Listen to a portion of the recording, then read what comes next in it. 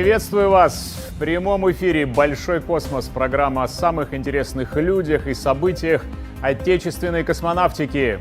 Поехали!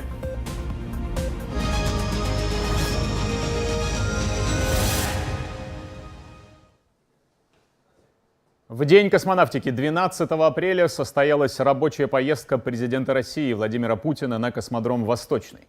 Также космодром посетил глава Беларуси Александр Лукашенко. Генеральный директор Роскосмоса Дмитрий Рогозин рассказал высоким гостям о специфике строительства космической гавани в Амурской области. Все подробности у Сергея Тюрина. –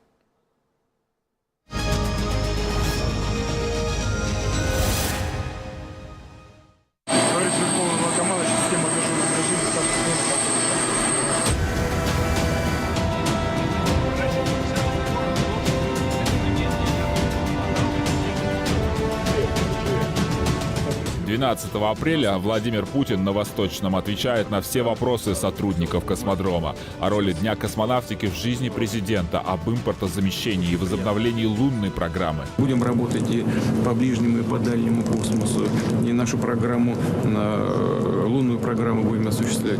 Ну вот, вы знаете, да, на третий квартал у нас станция Луна-25 должна быть реализована. Озвучено приглашение Александра Лукашенко в строящийся Национальный космический центр в Москве. Но и здесь, в Амурской области, самое пристальное внимание специалистов к распространению достоверных знаний о космосе и профессиональных навыков молодежи. Мы хотим, чтобы подрастающее поколение как можно больше знало о достижениях нашей страны в области ракетно-космической технологии. Ну, вот это очень важный вопрос. Даниил Александрович Гранин мне когда-то говорил, что нужно больше этому внимания уделять со стороны государства, а вообще науке в целом. И таким высокотехнологичным отраслям, как космос, тоже. Будем соответствующие фильмы создавать, будем работать над соответствующей литературой в качестве практически госзаданий. Будем пропагандировать все это в школе. Это то, чем мы можем, должны гордиться, и то, что привлекает талантливых молодых людей в отрасль. Безусловно, это одно из важнейших направлений. Я думаю, что Роскосмос тоже об этом думает. Сейчас конкурс у нас увеличился 7 человек на одно место в те наши вузы-доноры. Это уже хороший показатель. Дмитрий Рогозин сопровождает президентов России и Белоруссии во время посещения центральной площадки командного пункта и стартового сооружения для ракет-носителей «Ангара», масштабы конструкции, которые способны поразить воображение даже самого опытного государственного лидера. У нас вообще на объекте 400 тысяч кубов бетона. 400 тысяч. На первом сооружении 200. Вот половина всего бетона — это 200 тысяч вот в этом объекте. На Восточном президенты двух стран договорились активизировать создание космической системы дистанционного зондирования Земли. Это будут аппараты высокодетального наблюдения для геоинформационной системы Евразес. Обсуждалась и тема вывода на орбиту белорусского космонавта. Такой полет может состояться уже в следующем году. И он потом останется в отряде как, по сути дела, космонавт, профессиональный космонавт-исследователь, будет готовиться уже к более длительной экспедиции. Соответственно, его дублер тоже будет, соответственно, готовиться и так далее. То есть это очень интересный большой процесс, который объединяет сегодня две страны как одно государство, но союзное. И еще одно перспективное направление – привлечение белорусских специалистов к строительству космической инфраструктуры на территории России, в том числе космодрома «Восточный». В ближайшее время такой закон должен быть принят. Это позволит гражданам и компаниям Белоруссии работать на территории Затон-Циолковский в Амурской области. Самый главный итог вот этого визита, рабочего визита двух президентов, состоит в том, что, убедившись в высокой динамике дальнейшего развития космодрома «Восточный», Владимир Владимирович Путин поддерживает основные направления дальнейшего развития космодрома. То есть мы видим большую перспективу. Это означает, что и город будет меняться, он будет превращаться в некий Наукоград.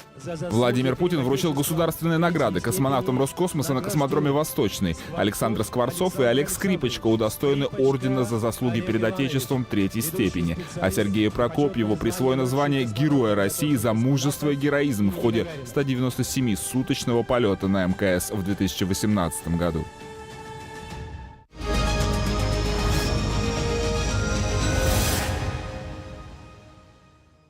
Точную копию Знамени Победы, побывавшего на Международной космической станции, получит командование российских войск, участвующих в специальной военной операции. Именно с этим знаменем космонавты Роскосмоса встречали на орбите День Победы. У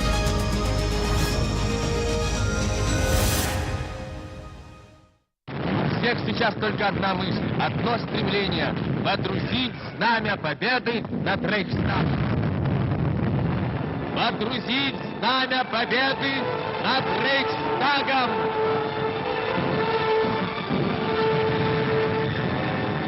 У меня на руках флаг Победы. Этот флаг – точная копия того флага, который был над Рейхстагом в 1945 году. Этот флаг, который держу в своих руках, был на космической орбите, на Международной космической станции. И на нем оставили свои подписи и печать члены российского экипажа. Я хочу сказать, что сейчас этот флаг, который является реликвией для нашей отрасли, будет передан командованию наших войск, которые ведут освобождение Украины от нацистов. 12 апреля инструктор, космонавт-испытатель, начальник группы кандидатов в космонавты Александр Скворцов передал знамя президенту России на космодроме «Восточный». Позвольте попросить вашего разрешения, Владимир Владимирович, выполнить пожелания нашего руководства Роскосмоса, отряда космонавтов, всех тех, кто причастен к космической деятельности, и попросить вас передать это знамя командующему специальной войсковой операции, которая сейчас происходит, и пожелать всем тем, кто сейчас в ней участвует, при выполнении тех специальных задач, чтобы слово «Победа» звучало как можно чаще при выполнении их деятельности.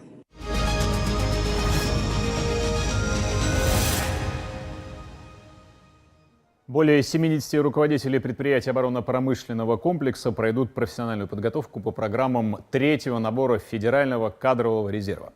Государственная корпорация «Роскосмос» и, в частности, Корпоративная академия Роскосмоса в этом масштабном проекте активно участвуют.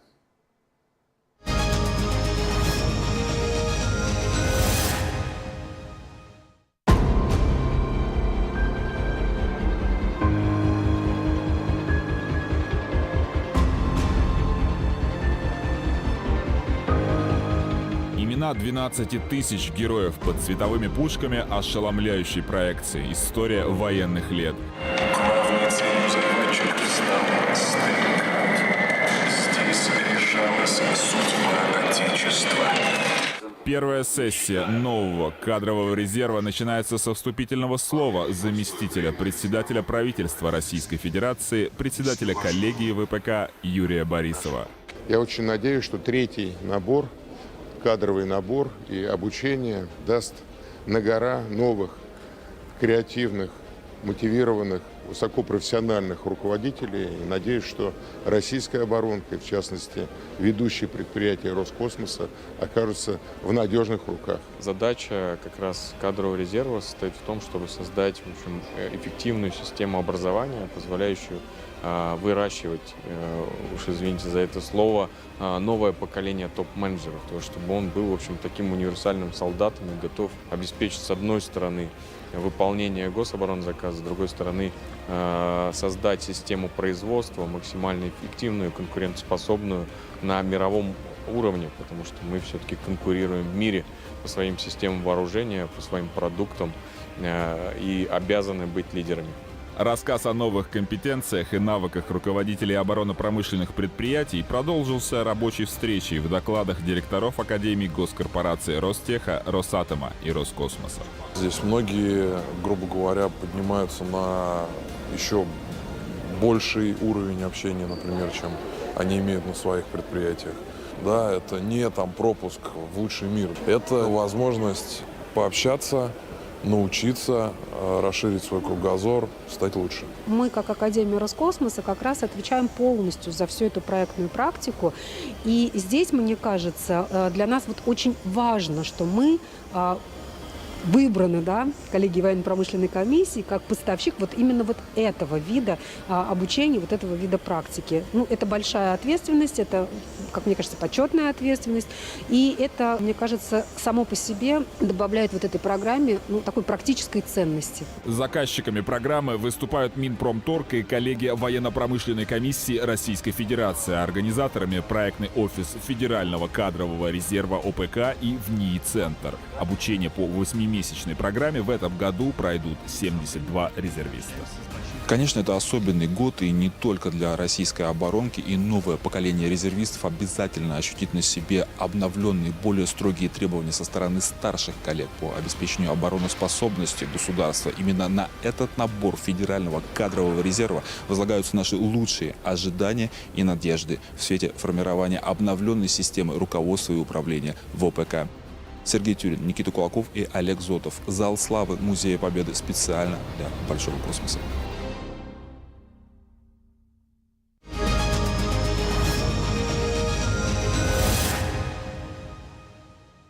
Федеральный проект «Сфера», официально одобренный на днях правительством России, получит собственного оператора.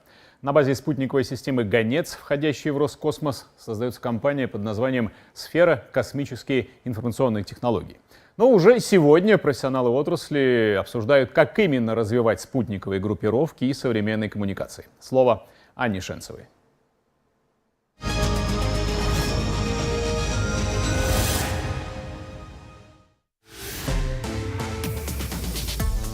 В павильоне «Космос» на ВДНХ состоялось значимое экспертное мероприятие. Конференция под названием «Спутниковая связь и космические аппараты на разных орбитах в эпоху глобальной трансформации отрасли» объединила экспертов из различных компаний. Обсудили текущие и новые проекты по развитию космических сервисов в интересах отечественной экономики.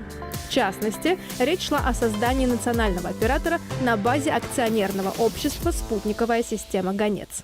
Мы планируем создание данного оператора для того, чтобы обеспечить на инвестиционном этапе сопровождение проектов на предприятиях промышленности и на этапе эксплуатации, соответственно, предоставление услуг в интересах и спецпотребителей. Среди приоритетов обсудили вопрос дальнейшего развития проектов в новых политических и экономических условиях. В частности, необходимость быстро перестраиваться и находить замену импортным комплектующим.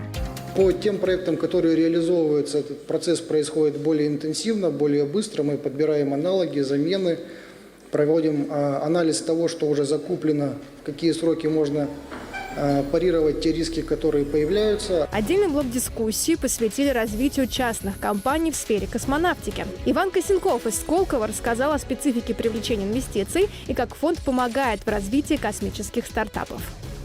У нас есть программа возмещения инвестиций бизнес-ангелов, когда, по сути, там вот эти вот ангелы, то есть это вот люди, которые как физлица взяли и вложились в какой-то там сколковский стартап, они могут получить такой кэшбэк в сумме там то есть типа до 20 миллионов, но не более заплаченных в бюджет Российской Федерации НДФЛ.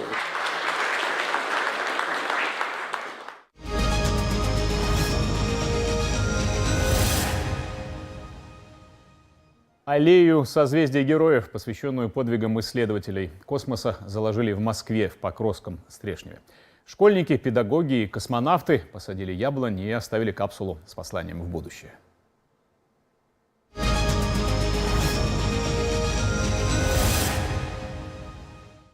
Мать идет, посторонись, народ! Сын ее вернулся, да еще откуда? Из самих космических широт! Это он ворвался в наше завтра, что самой фантастике подстать. Первого на свете космонавта обнимает и целует мать.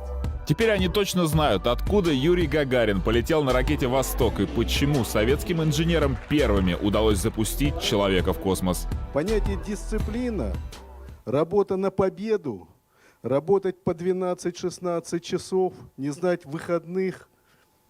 Для них это было нормой жизни. А тут война закончилась. И молодые ребята, которые были на фронте, тоже вернулись. Жажда делать что-то во имя своей родины хорошее, она ковалась уже на предприятиях ракетно-космической отрасли. Согласно недавнему опросу, больше 40% школьников хотят работать в космической сфере, уже готов к обучению в аэрокосмических классах Московский государственный образовательный комплекс на проезде стратонавтов. Там программа мероприятий ко Дню космонавтики была насыщена лекциями героев-космонавтов и мастер-классами преподавателей космического профиля. Сегодня очень важное событие в преддверии Дня космонавтики. Мы находимся в первой школе «Союз Маша», и сегодня здесь будет проходить закладка аллеи созвездия героев, которая состоит из яблонь и будет посвящена именно тем исследователям, которые посвятили себя космосу. Под одним из деревьев произвели закладку капсулы с пожеланиями мира не только будущему Земли, но и грядущему освоению людьми новых миров.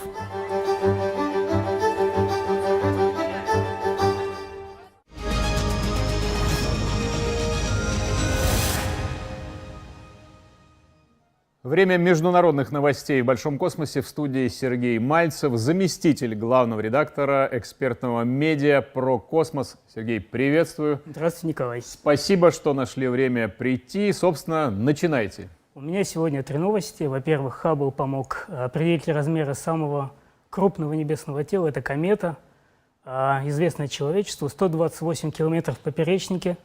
Так, ничего себе, вообще, небесное тело, да? Это примерно в 50 раз больше, чем все известные до этого кометы. Но она очень далеко, за пределами... Угрозы Земли не представляет? Нет. Это хорошо. И не будет. В ближайшие миллионы лет замечательно. На нас хватит.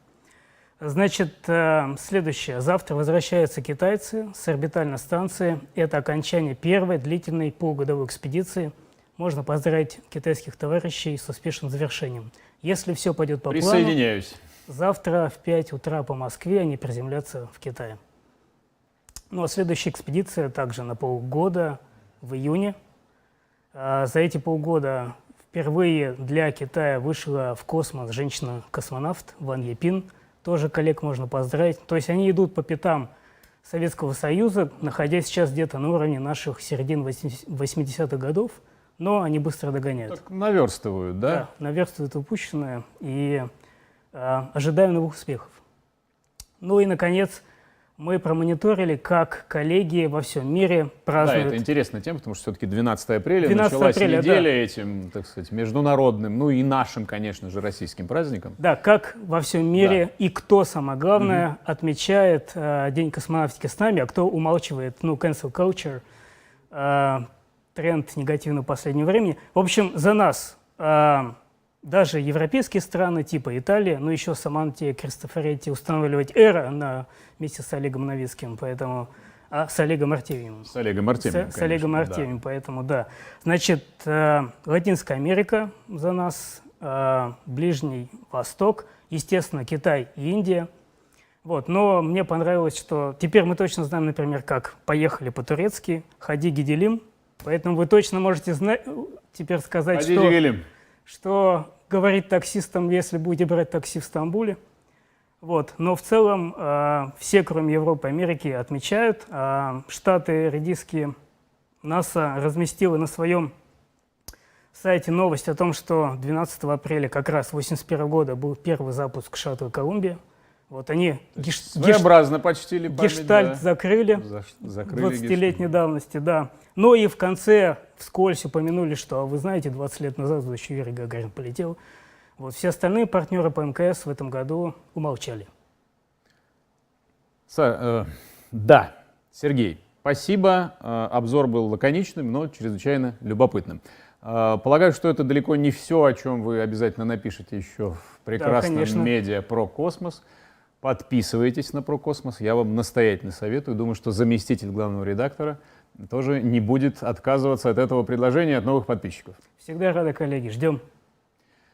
Сергей, спасибо еще раз. Сергей Мальцев, заместитель главного редактора медиа про космос, рассказал о международных новостях. А в Калуге завершается международный же кинофестиваль «Циолковский». Влад Миронов, наш специальный корреспондент, вдохновленный фильмами о звездах и Вселенной, щедро делится эмоциями. Давайте смотреть.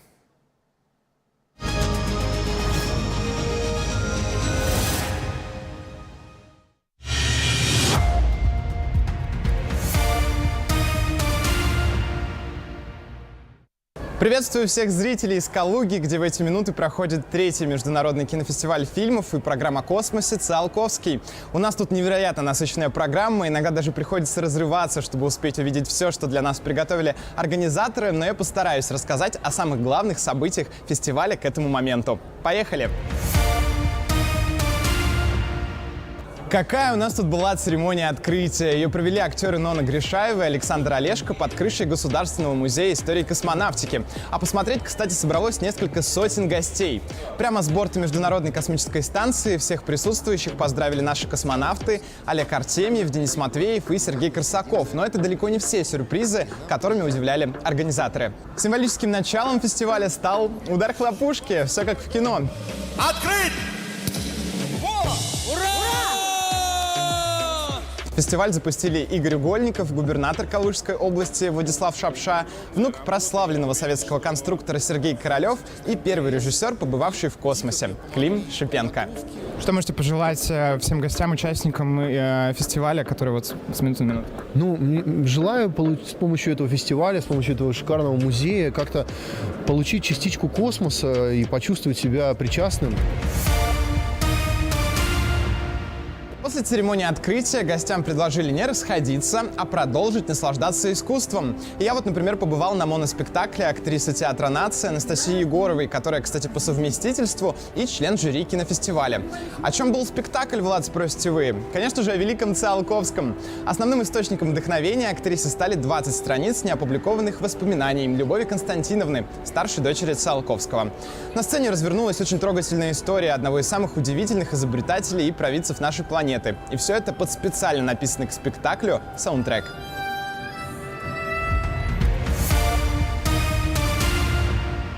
А теперь и кино. Организаторы представили и официальный фильм «Открытие». Им стала греческая картина «Великое путешествие» о том, как астроном видит мир вокруг себя и как смотрит на вещи через призму науки. Зрители отправились в настоящее путешествие по планетам, кометам, галактикам и звездам. Было очень красиво. А на других площадках фестиваля вовсю идут показы конкурсной программы. Маленькие зрители наслаждались детской анимацией в специальной секции «Сочиняя мечты». Планетарии, показы полнокупольного кино. Вы, кстати, вообще когда-нибудь смотрели фильмы в таком формате? Удивительное зрелище. Какой же кинофестиваль фильмов о космосе без настоящего космонавта, правда? Нас посетил особый гость. 3 космические экспедиции, 532 дня на орбите, 3 выхода в открытый космос, и все это один человек. Герой России, космонавт Роскосмоса Олег Новицкий, который совсем недавно вернулся из своей космической командировки. На творческой встрече он рассказывал о жизни и работе на Международной космической станции, а также поделился своим опытом работы актером. Напомню, Олег Новицкий принимал участие в съемках проекта «Вызов», который в октябре прошлого года проходили на МКС с актрисой Юлией Пересиль и режиссером Климом Шипенко. Да, действительно, мы играли роли, причем играл весь экипаж, и я, и Петр Дубров, и Антон Шкаплеров.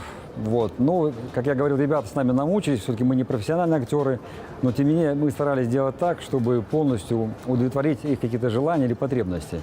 Отработаем мы на все 100%.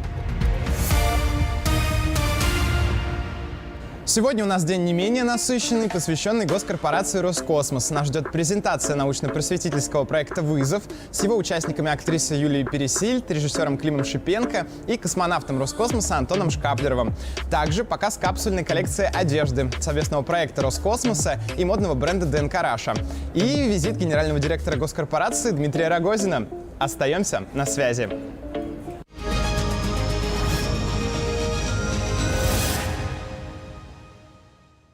Ну что ж, пятница, 15 апреля на кинофестивале «Циолковский» день действительно особенный. День государственной корпорации «Роскосмос», главного партнера фестиваля.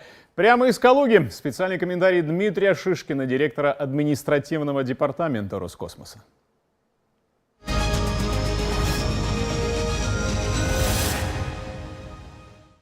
Приветствую всех зрителей Большого космоса из Калужского музея космонавтики. У нас тут 4-й день кинофестиваля «Циолковский», полностью посвященный госкорпорации «Роскосмос». Мероприятия дня уже вовсю идут. С минуты на минуту начнется презентация капсульной коллекции одежды совместного проекта Роскосмоса и модного бренда ДНК Раша. На мне комбинезон, один из предметов коллекции, а рядом со мной директор административного департамента госкорпорации Дмитрий Шишкин. Дмитрий, кстати, здравствуйте. Во-первых, как вам мой аутфит?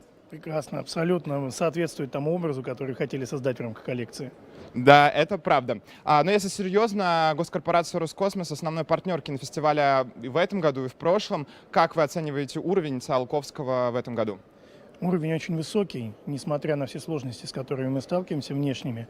Большое количество участников, насыщенная программа. Только сегодня у нас 2 больших события. Презентация проекта «Вызов», в рамках которого на связь выйдут Дмитрий Олегович Рогозин, примет участие, Константин Львович Эрнст, режиссер Клим Шипенко, актриса Юлия Пересильд.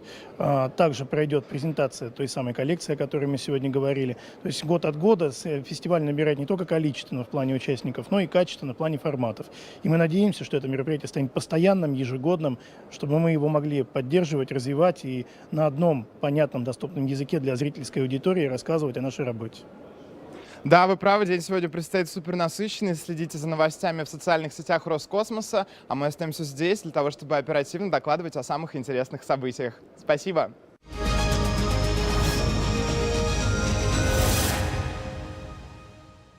Да, спасибо коллегам из Калуги. Это «Большой космос». Герой России, космонавт Роскосмоса Сергей Рыжиков встретился в подмосковном Красногорске со школьниками, мечтающими о покорении звездных орбит.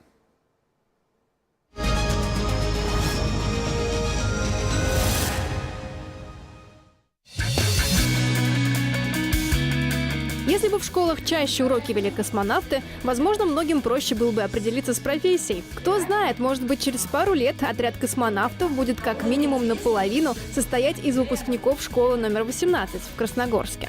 К ребятам часто приезжают космонавты и рассказывают им о работе на орбите.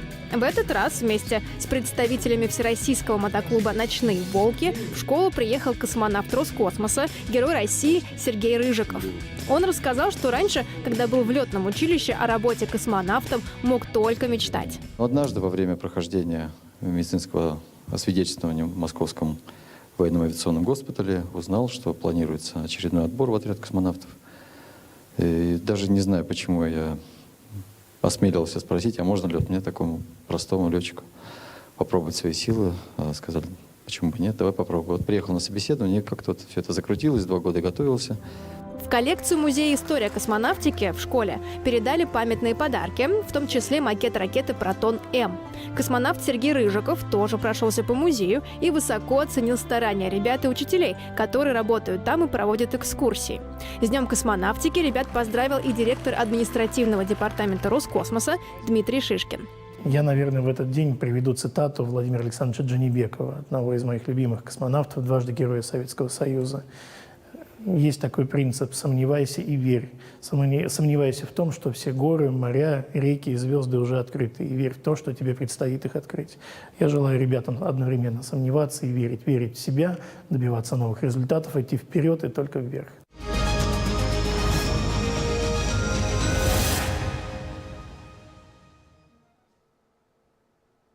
В московских школах в новом учебном году, начиная с сентября, откроются специальные аэрокосмические классы. Все подробности прямо сейчас в «Большом космосе». Чтобы стать крылатым, нужно стремление к полету. Юрий Гагарин. Чтобы покорить космос, не обязательно быть взрослым. Юным по силам буквально все. Все мы мечтатели. Наш проект поможет воплотить твои мечты, принять участие в великих открытиях, стать профессионалом, добиться успеха в учебе и на работе, быть востребованным специалистом и человеком дела. Аэрокосмические классы — это возможности для развития и дополнительного образования, которые позволят вам найти свой путь в жизни.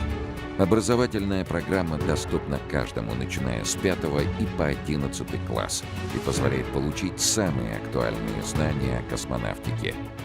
Участие в проекте дает возможности познакомиться с ведущими предприятиями промышленного сектора, пройти стажировки на предприятиях ракетно-космической отрасли, запустить и реализовать свой проект вместе с наставниками, ведущими инженерами, конструкторами и технологами в решении реальных и перспективных задач. 1 сентября проект стартует в Москве, где на системной основе в московских школах будут запущены 3 предпрофессиональных профиля.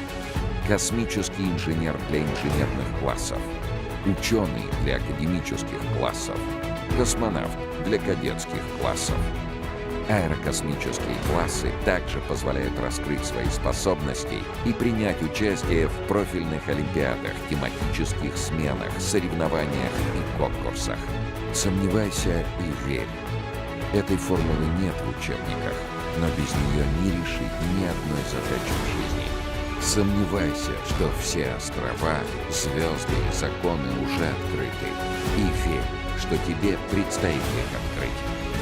Владимир Дженебеков. Роскосмос. Сплав мечты и технологий.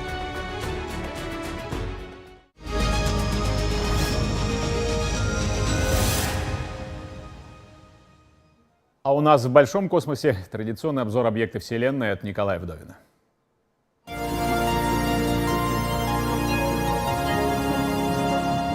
Колдуэлла-62. Галактика Коготь в созвездии Кита. Относительно близкая к нам. Для нас она видна сбоку. На одной стороне Колдуэллы-62 видна хорошо заметная загадочная пустота в ее структуре, поэтому ее часто называют галактикой «игольное ушко».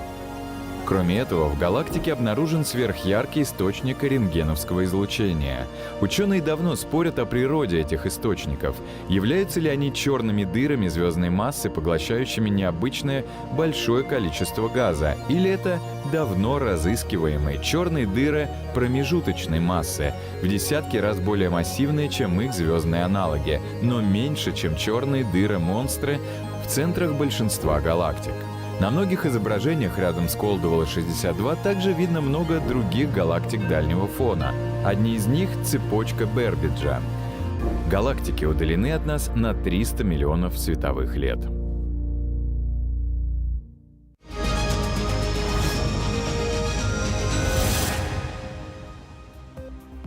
Вы смотрели «Большой космос». Спасибо за внимание, что были с нами, и до встречи на информационных орбитах.